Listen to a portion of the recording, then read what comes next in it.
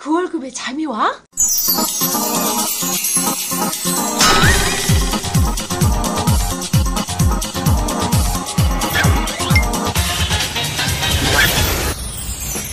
그 월급의 잠이와는 월급이 전부인 2천만 월급쟁이들의 불면증을 해소하는 방송입니다.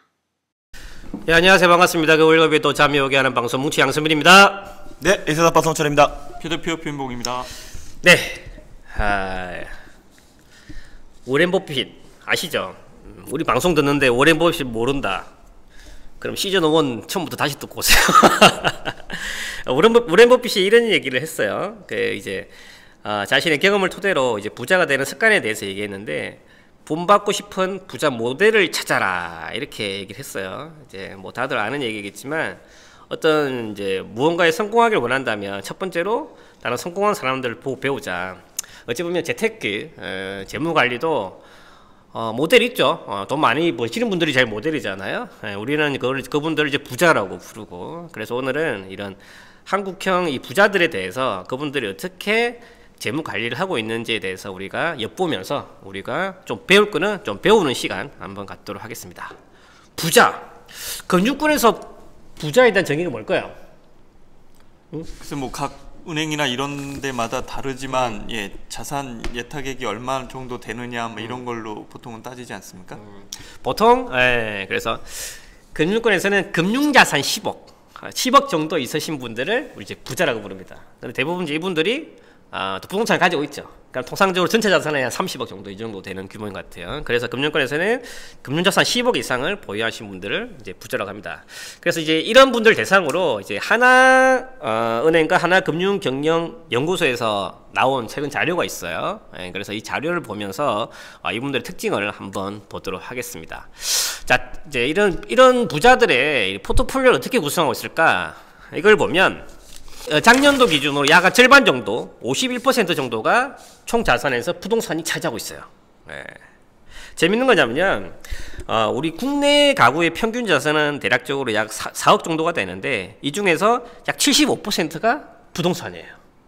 국내 평균은 그런데 부자들은 생각보다 부동산 비중이 전체 자산에서 차지하는 비중이 작다. 그러면은 부자들 빼고 일반인들은 75%가 아닌 85, 95 막 이렇게 올라간다는 얘기가 되는 거네요. 그렇죠. 그래서 지금 알다시피 뭐 서민들 알잖아요. 집 빼고 나면 남는 거 없잖아요. 있지, 빚이 있지.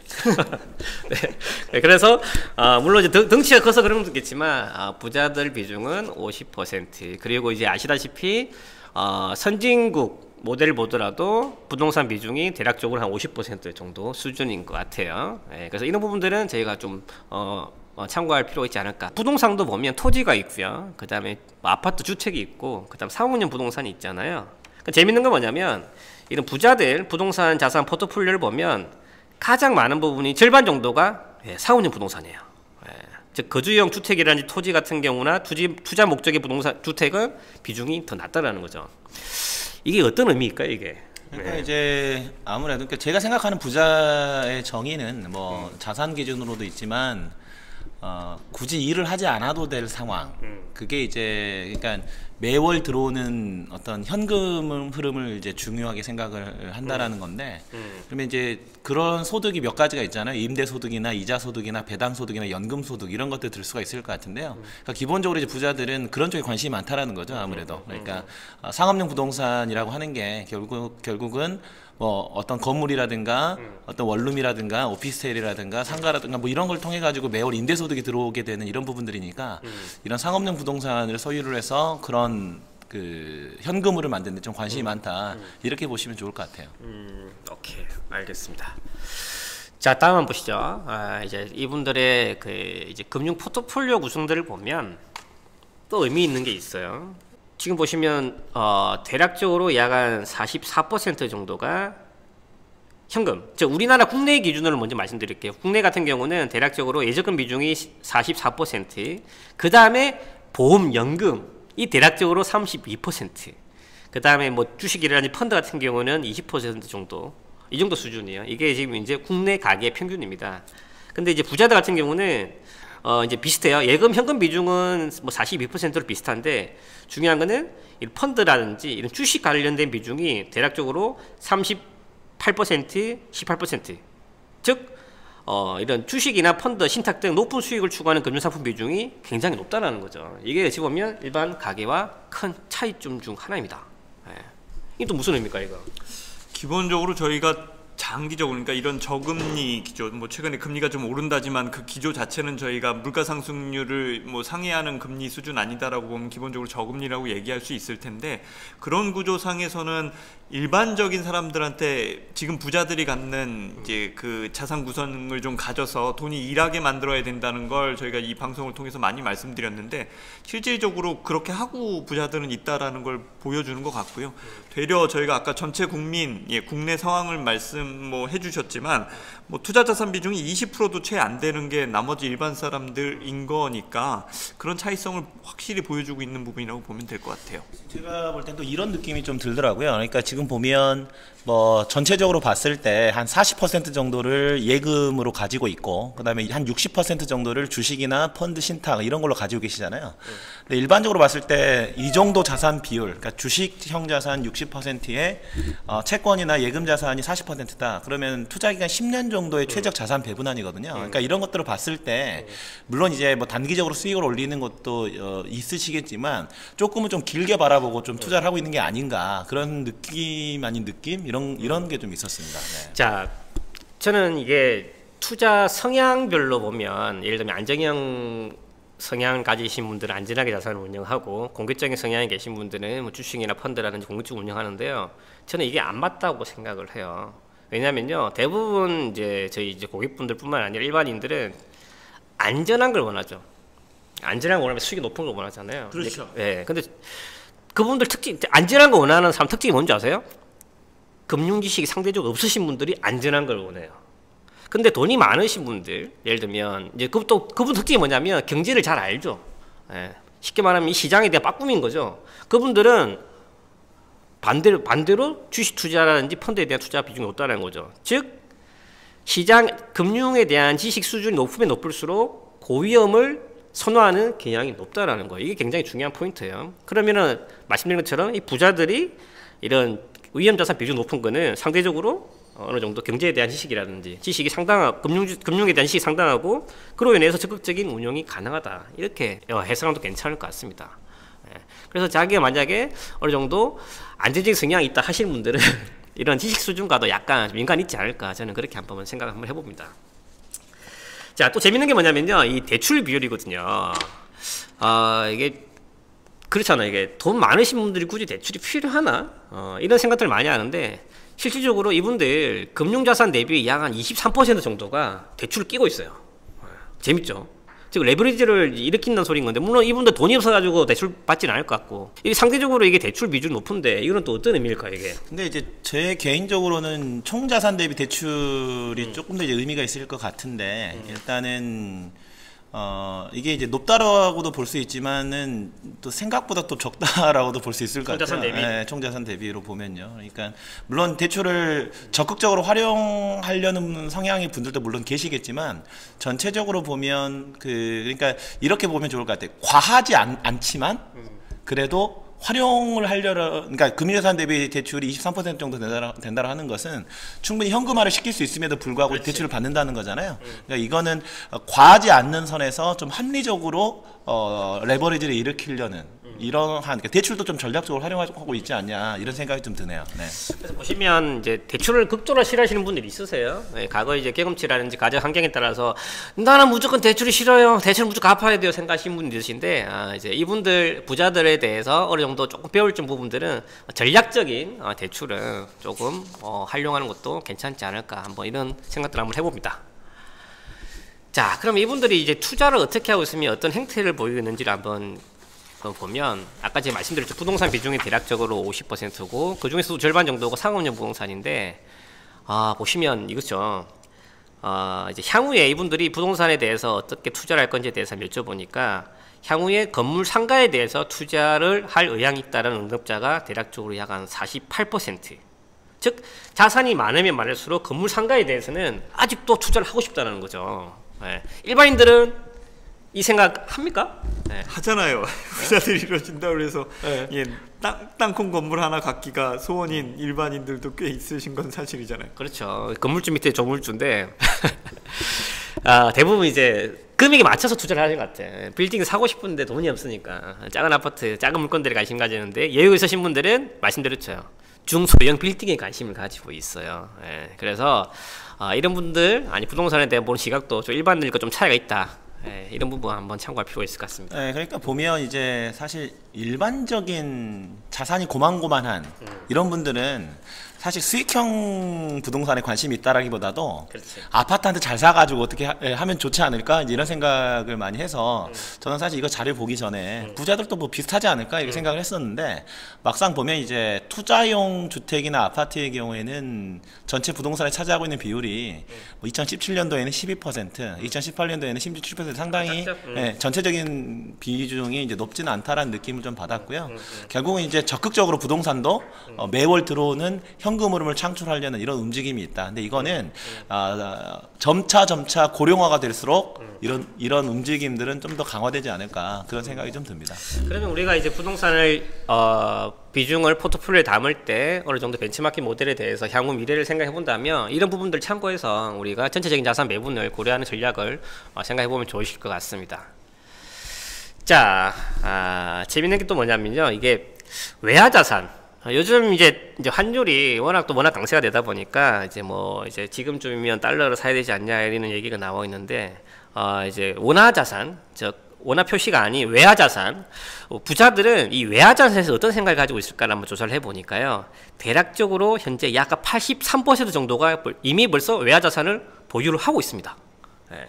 그리고 더 의미 있는 건 뭐냐면 전체 금융 자산 중에서 약 한 10% 정도가 외화 자산으로 보유를 하고 있어요. 구체적으로 살펴보면 외화 예금, 뭐 달러 통장 같은 거죠. 대략적으로 이게 절반이 예금으로 가지고 계시고, 그다음 달러로 구조화된 상품 12%, 그다음에 달러 ETF, 이제 주식형 같은 경우 약 6% 정도를 보유하고 있는 것으로 집계가 됐습니다. 2천만 월급쟁이들의 금융호구 탈출을 위한 그얼잠 프로젝트, 특허받은 로봇 자산관리 플랫폼 포토윈과 함께합니다.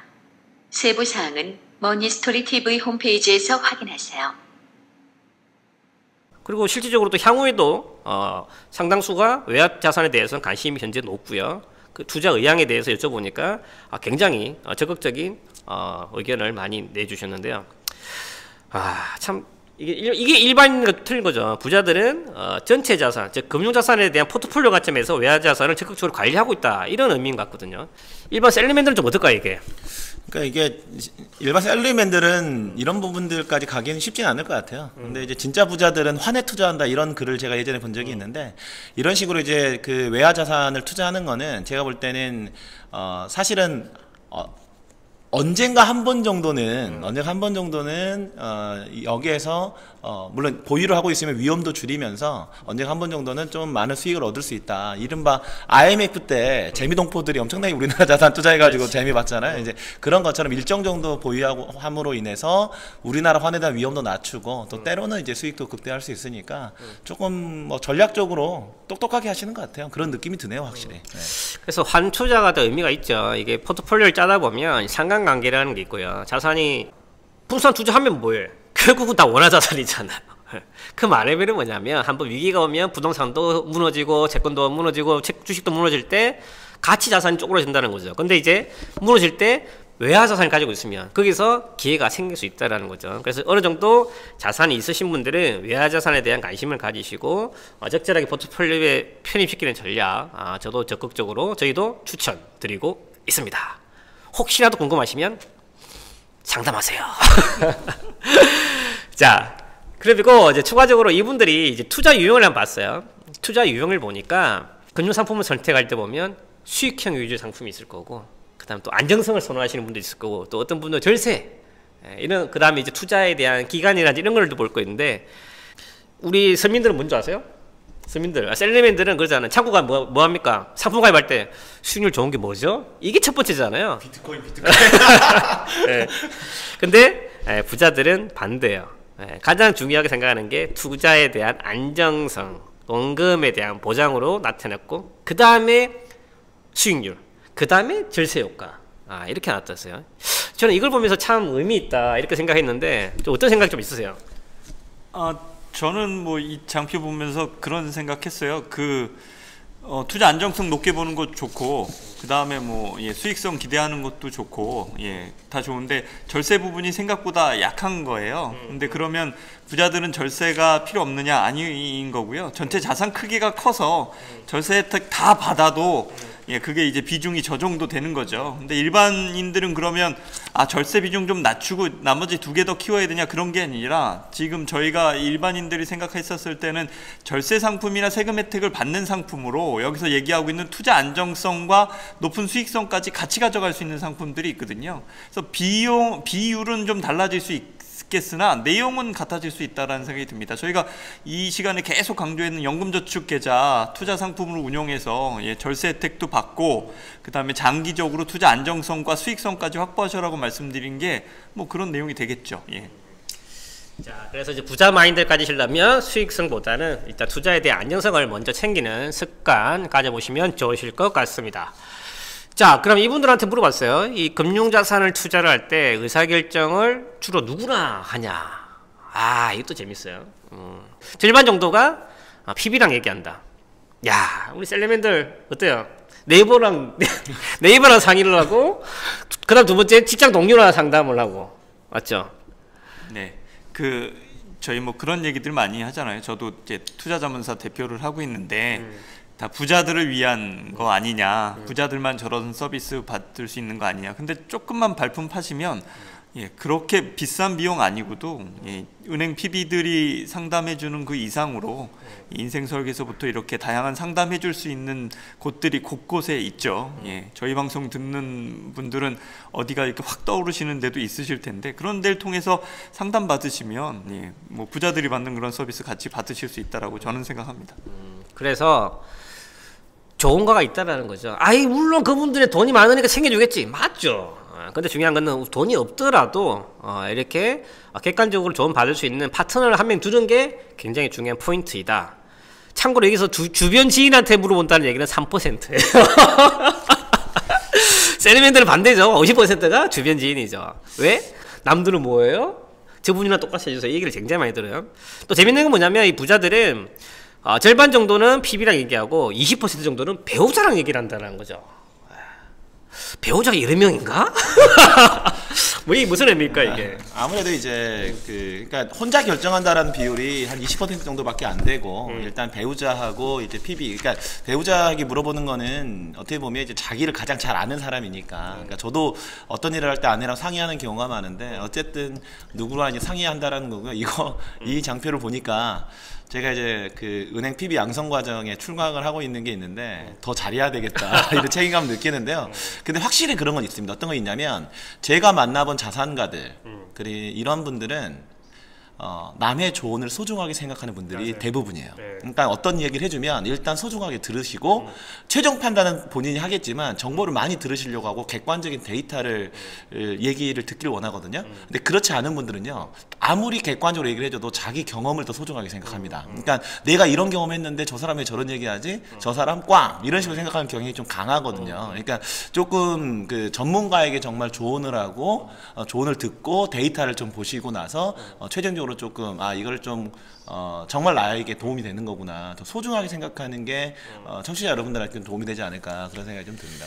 우리 월급쟁이들은 배우자를 최대한 기피하죠. 일단은 배우자 몰래 통장을 만들고 되도록이면 안 들키려고 노력을 하는데, 이분들은 다 까놓고 얘기하시는 것 같아요. 그래서 실질적으로 부부끼리 까놓는 게 굉장히 중요하고, 솔직한 재무 관련된 대화를 나누는 게 어찌 보면 부자들도 하고 있다. 그래서 우리는 그런 모습들을 잘 배웠으면 좋겠습니다. 자, 세 번째, 이제 소비 행태 및 라이프 스타일. 자, 이분들이 향후에 지출을 어떻게 좀 잘 쓸지, 아니면 어디에 규모를 늘릴지에 대해 조사를 해보니까 이것도 재밌어. 부자들은요, 대략적으로 지출 관련돼서 약 60% 정도를 문화와 레저 관련돼서 비용을 쏙 확대를 하고 있습니다. 그리고 상당 부분, 그 다음에 뭐냐면 의료비, 의약품, 이거예요. 재밌는 게 뭐냐면요, 향후 지출을 규모를 줄일 거를 조사해 보니까 첫 번째가 뭐냐면 의료 및 자파, 두 번째가 외식비. 야, 그 다음에 사교육. 야, 이걸 보면서 참 일반인들과 좀 다른 패턴이 있다라고 생각했는데 이게 좀 어떤 의미가 있을까요? 우리나라 고급 레스토랑이 망하는 이유가 이건가? 라는 생각이 좀 드네요. 그러니까 보면 이제 그 부자들의 스타일 자체가 이걸 보면 좀 느껴요. 그러니까는 좀 있어 보이는 의류나 자파 이런 거 뭐 좀 줄이고, 그리고 뭐 외식비 줄이겠다, 그리고 사교육도 상대적으로 많이 줄이겠다, 미용 서비스비 이런 걸 줄이겠다. 근데 문화 및 레저라든가, 그러니까 경험을 하는 이런 부분들, 그러니까 우리가 어떤 걸 소비를 할 때 그 경험에 투자를 하고 경험에 소비하라는 얘기를 많이 하지 않습니까? 우리 표 대표님도 많이 얘기를 하시는데 딱 그거 같아요. 그러니까 조금 더 가치 있게 돈을 쓰는 느낌. 오히려 이거 제 개인적인 생각입니다. 찌질할수록 인스타에 뭐 올리는 것 같아요, 보면. 그러니까 그런 거 전혀 상관없이 이런 거를 조금 더 하는 걸 보니까 나도 저렇게 하면 좋겠다 이런 생각까지 드네요. 네. 그렇죠. 아니 예, 그런 개인적인 발언을 네, 예, 제가 대신 사과드리겠습니다. 찌질이가 뭐 찌질이가 참 방송 나온 사람이 단어가 참 양반이네. 예, 저는 되려 이렇게 한번 생각해봤어요. 부자들도 똑같네. 뭐 이런 생각, 역으로 다른 게 아니라 똑같네라고 생각하는 거죠. 그러니까 뭐 저희가 일반인들이라고 얘기를 했었을 때 뭐 더 돈 쓰고 싶냐라고 하면 문화 레저에 훨씬 더 돈 많이 쓰고 싶어 하시고요.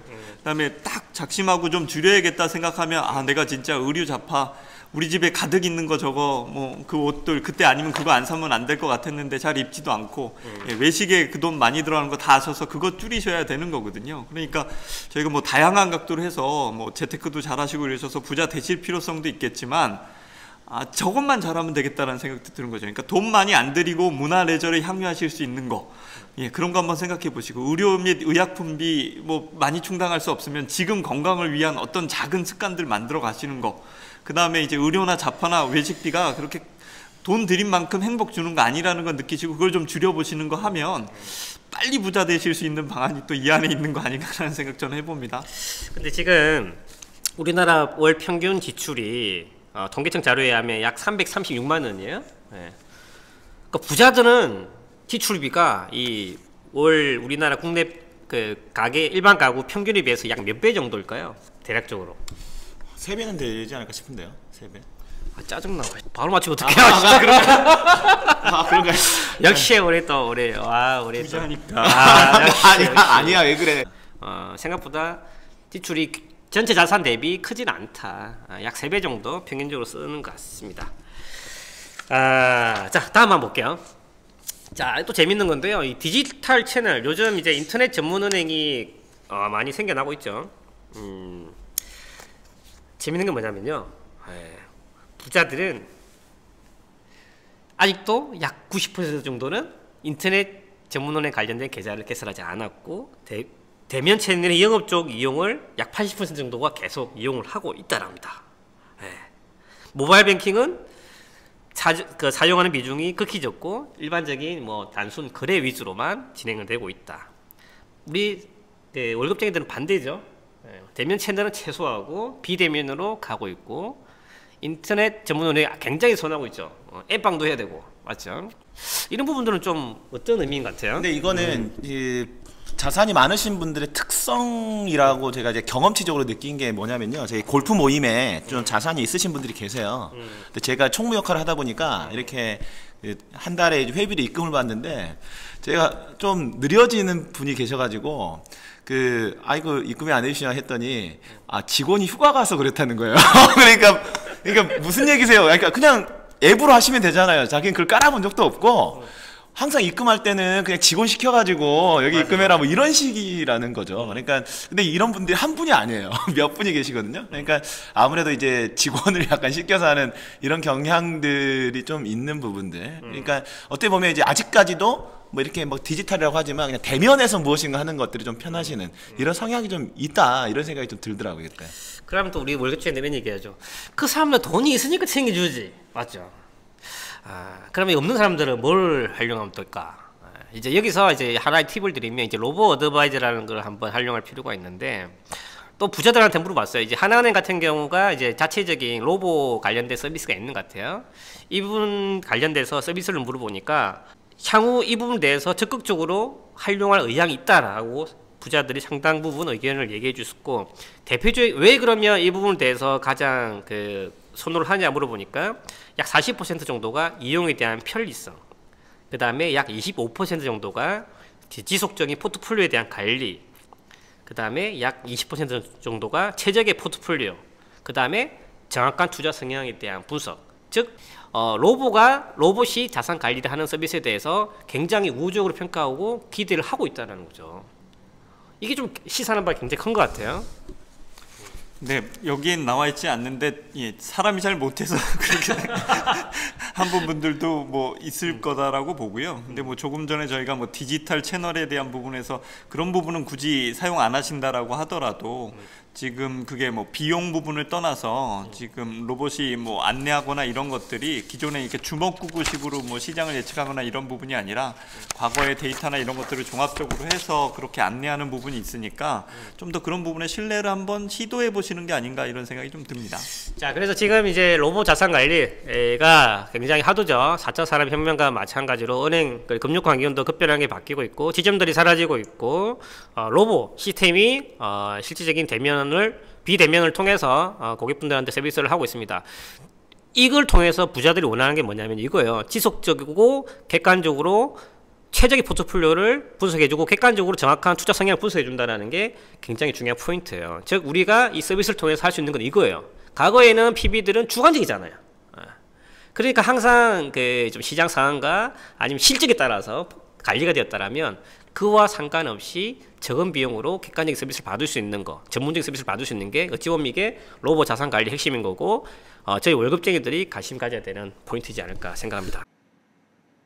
2천만 월급쟁이들의 금융호구 탈출을 위한 그월장 프로젝트 특허받은 로봇 자산관리 플랫폼 포토윈과 함께합니다. 세부 사항은 머니스토리 TV 홈페이지에서 확인하세요.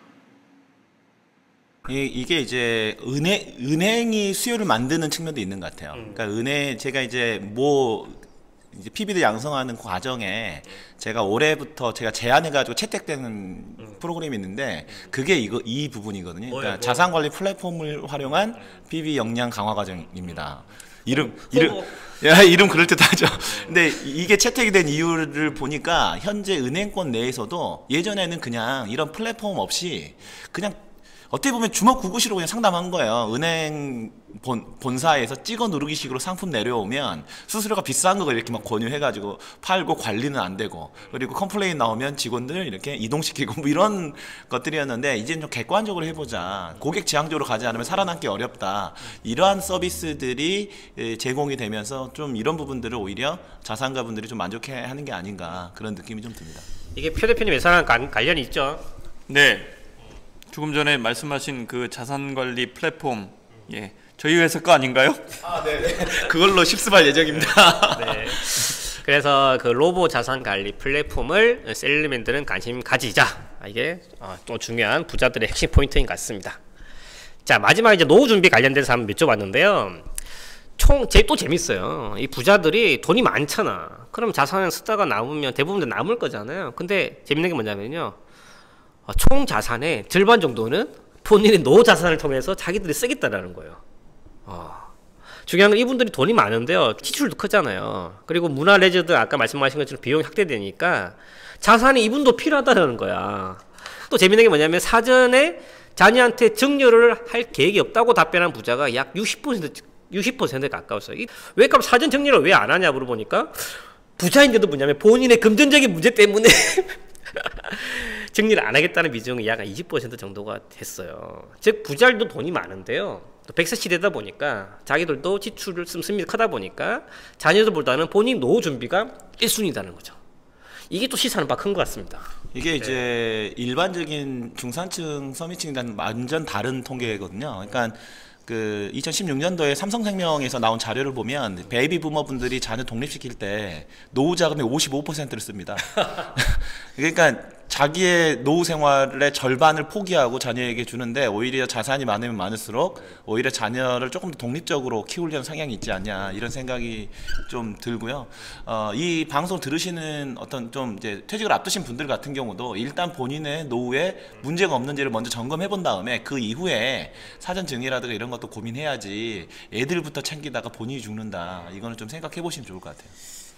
준비되지 않는 본인의 노후는 애들도 힘들어요. 자, 그리고 중요한 건 노후 준비 관련돼서 한번 또 조사를 해보니까 이제 이분들도 연금을 들고 있어요. 주로 부자들은 연금이 많지 않을 줄 알았는데 이분도 연금 다 들고 있더라고요. 국민연금, 개인연금, 교과서적으로 다 하고 있고. 근데 재밌는 건 뭐냐면 일반인들과 틀린 패턴이 뭐냐면 연금을 받잖아요. 연금을 다시 또 재투자를 해요. 약 한 67% 정도가 연금을 다시 또 재투자를 하고 있고 일정 부분은 또 안전하게 가지만 또 상당 부분은 또 공격적으로 운영을 하고 있다.